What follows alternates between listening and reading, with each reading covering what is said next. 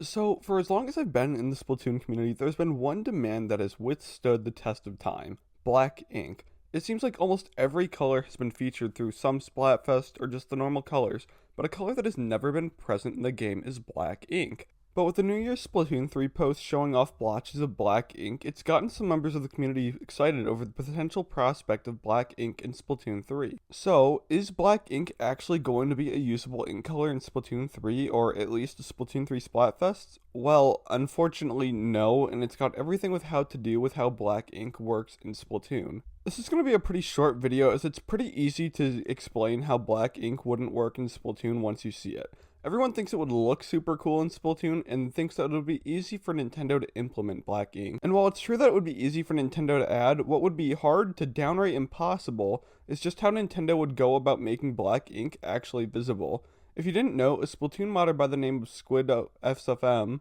actually modded black ink into Splatoon 2 to see what it would look like. And while this clip contrasts well with the white ink, and it looks super cool swirling around in the Rainmaker bubble, lots of color combinations would have a hard time contrasting with black ink.